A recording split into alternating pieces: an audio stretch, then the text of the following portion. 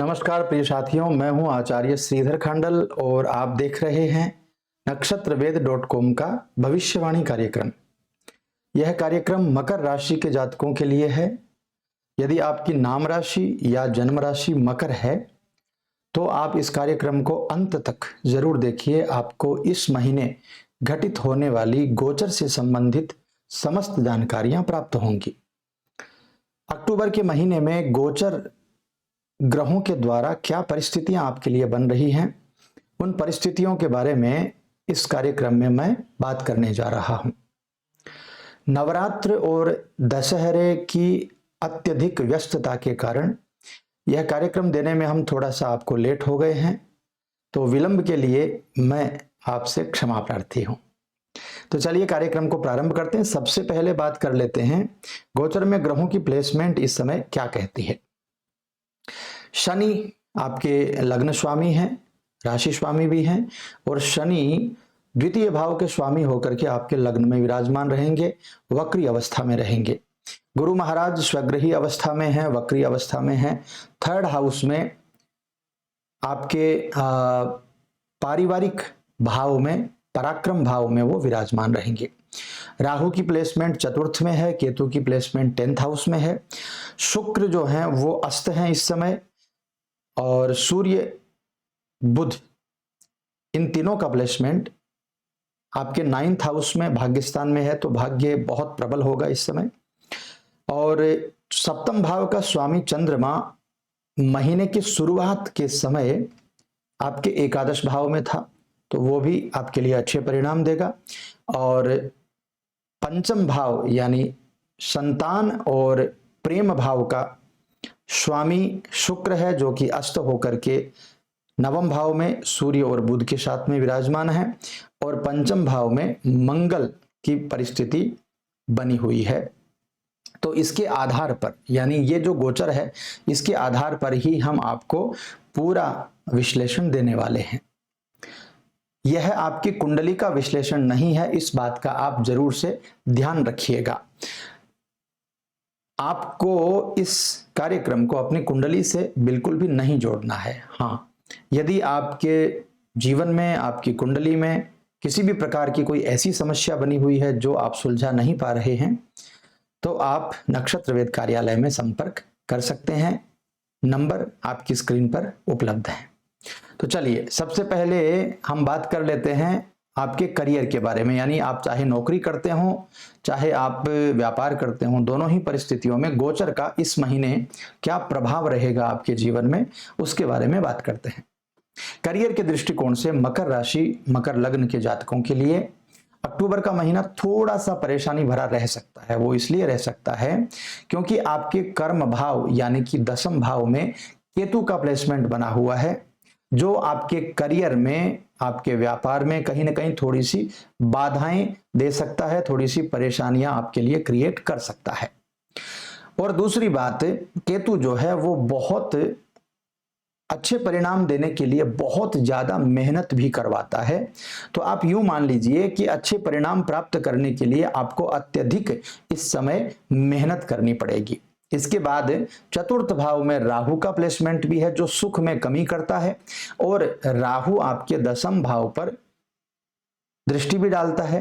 तो कर्म भाव पर राहु की दृष्टि भी है, केतु और बलवान होता है ऐसे में। और राहु जो है वो आपके दिमाग में अस्थिरता पैदा कर देता है, आपके आत्मविश्वास में कमी ला देता है, आपका दिमाग एक जगह है टिकने में परेशानियां होने लग जाती हैं।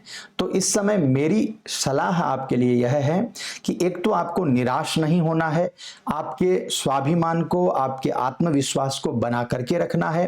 मन में जितने भी नेगेटिव विचार आते हैं उन विचारों को त्याग देना है, और भरपूर इस समय मेहनत करनी है, तब जाकर के आपको अच्छी सफलता इस समय मिल जाएगी। दूसरी बात, जो लोग विदेश से संबंधित व्यापार कर रहे हैं या विदेश से संबंधित नौकरी कर रहे हैं, उन लोगों के लिए अच्छे अच्छे अवसर इस समय बन रहे हैं। और इसके साथ ही जो विद्यार्थी शिक्षा ग्रहण कर रहे हैं या जो शिक्षा ग्रहण करके जो विद्यार्थी सरकारी नौकरी में जाना चाहते हैं, प्राइवेट जॉब में जाना चाहते हैं, विदेश जाना चाहते हैं, उनके लिए व्यवस्थाएं बहुत अच्छी हैं, क्योंकि सूर्य, बुध और शुक्र की युति आपके भाग्यस्थान में बनी हुई है, तो भाग्य का आपको भरपूर लाभ मिलने वाला है। इसके साथ ही केतु भी आपको बहुत अच्छे प्रकार से आगे बढ़ाने का काम करने वाला है। तो करियर के दृष्टिकोण से मुझे लगता है थोड़ी ज्यादा मेहनत और थोड़ा सा आत्मविश्वास रखेंगे तो सभी काम आपके बनते चले जाएंगे। कोई बहुत ज्यादा घबराने की इसमें जरूरत मेरे हिसाब से नहीं है। अब बात करते हैं आपके आर्थिक पक्ष यानी फिनांस को लेकर के क्या व्यवस्थाएं बन रही हैं। देखिए, सेकंड भाव जो है वो फिनांस का भाव है और आपका एकादश भाव जो है वो फिनांस का भाव है। तो एकादश भाव का स्वामी मंगल जो है वो आपके पंचम भाव में बैठा है और मंगल अपने ही भाव को देख रहा है।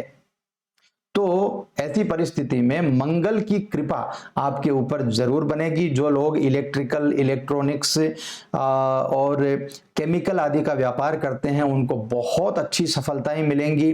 पुराना पैसा अटका हुआ है तो वो पैसा आपका वापस आ जाएगा। और मंगल की जो दृष्टि है वो मंगल ही करने वाली है, मेरा कहने का मतलब यह है। दूसरी बात, सेकंड हाउस जो हमारे इनकम को बचा करके रखता है उसके स्वामी शनि देव है और शनि देव आपके लग्न में विराजमान है, आपके राशि और लग्न के स्वामी हैं, तो वो आपके लिए गलत प्रभाव नहीं दे सकते हैं। तो ऐसे में आपको इनकम भी होगी और इनकम बचेगी भी, यानी आपका जो पैसा है वो आपके तिजोरी तक भी पहुंचेगा।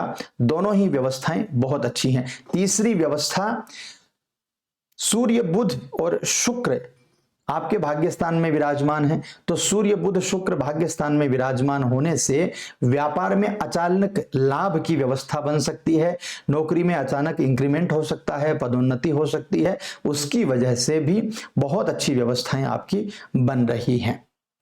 तो कुल मिलाकर के मैं कहूं तो आर्थिक दृष्टिकोण से भी आपका समय बुरा इस समय नहीं है। अब चलते हैं स्वास्थ्य की बात करते हैं। स्वास्थ्य के मामले में सिक्स्थ हाउस का स्वामी बुध है जो आपके नवम भाव में सूर्य और शुक्र के साथ में युति बना करके बैठा है। तो स्वास्थ्य जीवन में भी आपको भाग्य का साथ इस समय मिलता हुआ नजर आएगा और पुराने यदि कोई रोग हैं तो उससे निवारण भी आपका होगा। किंतु महीने के उत्तरार्ध में जब सूर्य, शुक्र और बुध आपके दसम भाव में युति करने लगेंगे तो इस समय आपको स्वास्थ्य के प्रति थोड़ा सा सजग होने की जरूरत रहेगी, क्योंकि केतु के साथ में वो युति करेंगे। तो ये सभी ग्रहों की युति मिल करके आपके पेट से संबंधित प्रॉब्लम बन सकती है, गैस्ट्रिक की प्रॉब्लम बन सकती है, अपच हो सकता है, अजीर्ण हो सकता है, फूड पॉइजनिंग हो सकती है। ये सब चीजें अच्छी नहीं है। दूसरी बात, आपके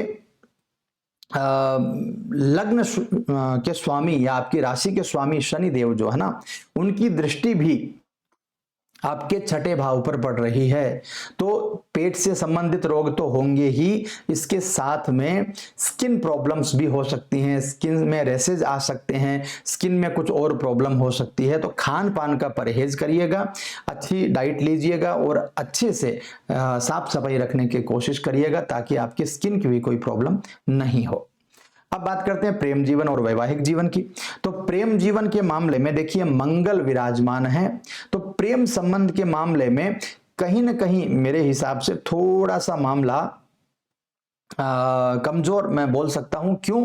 क्योंकि मंगल जो है वो ज्यादा व्यक्ति को उग्र बनाते हैं, क्रोध ज्यादा व्यक्ति को आता है और आपके ही पंचम भाव में वो विराजमान है। दूसरी बात, वो आपके एकादश भाव को देख भी रहे हैं, तो एकादश भाव को उनका देखना काफी अच्छा है क्योंकि वो अपने भाव को देख रहे हैं। आपके इनकम को बढ़ाएंगे, आपके प्रेम जीवन को भी आगे बढ़ाएंगे, आपके प्रेम जीवन को विवाह में कन्वर्ट कर सकते हैं। किंतु आपको क्रोध के ऊपर और अपनी भाषा के ऊपर नियंत्रण रखने की बहुत ज्यादा जरूरत रहेगी। और इसके साथ ही शनि देव जो है वो आपके लग्न में विराजमान है और आपके सप्तम भाव को देख रहे हैं। तो सप्तम भाव को देखने के कारण आपको क्रोध आने की वजह से आपका दाम्पत्य जीवन थोड़ा सा कमजोर हो सकता है, किसी बात को लेकर के वाद विवाद हो सकता है। तो इन बातों का यदि आप ख्याल रखेंगे तो मेरे हिसाब से कुल मिलाकर के सभी चीजें आपकी सही रहेंगी। दूसरी बात, सप्तम भाव का स्वामी चंद्रमा जो है वो आपके एकादश भाव में विराजमान है मंगल के घर में। तो चंद्रमा जो है वो बहुत अच्छी व्यवस्थाएं भी बना रहे हैं, किंतु चंद्रमा जो है वो बहुत लंबे समय तक एक जगह नहीं रहते हैं, इसलिए चंद्रमा का प्रेडिक्शन करना यहाँ पर बहुत ज्यादा जरूरी नहीं है। फिर भी महीने की शुरुआत में जो ग्रह अच्छी व्यवस्थाएं देता है, कुल मिलाकर के उसको अच्छा ही माना जा सकता है। तो प्रेम जीवन और वैवाहिक जीवन में दो चीजों का ख्याल रखिए, कोई गलतफहमी हो, कोई भी बात हो, क्रोध मत कीजिए, भाषा पर नियंत्रण रखिए, वाद विवाद से दूर रहिए, सब चीजें आपकी अच्छी ही जाने वाली हैं। अब बात करते हैं पारिवारिक जीवन की। पारिवारिक जीवन यानी सेकंड हाउस, सेकंड हाउस के स्वामी शनिदेव हैं जो आपके लग्न भाव में स्थित हैं और लग्न भाव के परिणाम शनिदेव बहुत अच्छे देते हैं। तो कुल मिलाकर के घर के सदस्यों के बीच में बहुत अच्छी व्यवस्था रहने वाली है, प्रेम रहने वाला है और सब कुछ सही रहने वाला है। दूसरी बात, सूर्य बुध और शुक्र जो है इनका प्रभाव भी आपके सेकंड हाउस पर आएगा, 9th हाउस से, तो आपके भाग्य का प्रभाव भी आपको मिलने वाला है। कुल मिलाकर के अच्छा समय ही परिवार के लिए रहने वाला है। तो सभी चीजें कुल मिलाकर के इस समय सही है। उपाय बता देता हूं आपको क्या उपाय कर सकते हैं। देखिए, एक तो स्किन प्रॉब्लम्स होने की बहुत ज्यादा चांसेस हैं, तो स्किन प्रॉब्लम्स नहीं हो उसके लिए नहाने के पानी में थोड़ा सा दूध डाल करके नहाइएगा, आपको बहुत अच्छे रिजल्ट्स प्राप्त होंगे। इसके अलावा शनि महाराज की उपासना करिएगा और शनि चालीसा का पाठ भी कर सकते हैं, हनुमान चालीसा का पाठ कर सकते हैं, काले तिल का दान कर दीजिए, उससे भी आपको जबरदस्त फायदा मिल जाएगा। तो कुल मिलाकर के मकर राशि के जातकों के लिए अच्छी व्यवस्थाएं हैं। यदि कोई व्यवस्था आपकी खराब है तो आप ये उपाय कर लीजिएगा, और यदि उससे भी पहले कुछ और ज्यादा परेशानियां आपको चल रही हैं आपकी कुंडली के कारण, तो आप नक्षत्र वेद कार्यालय में भी संपर्क कर सकते हैं। तो मित्रों, यह था मकर राशि के जातकों के लिए कार्यक्रम। कैसा लगा आपको कमेंट करके जरूर बता दीजिएगा। यदि अच्छा लगा हो तो लाइक शेयर सब्सक्राइब जरूर कर लीजिएगा, और यदि आप नए हैं चैनल पर तो सबसे पहले सब्सक्राइब कर लीजिए, बेल आइकन को दबा दीजिए ताकि आपको सभी नोटिफिकेशंस मिलते रहें और समय समय पर यह कार्यक्रम आप तक पहुंचता रहे। मैं मिलता हूं आपसे अगले कार्यक्रम में, तब तक के लिए खुश रहिए। ओम नमः शिवाय।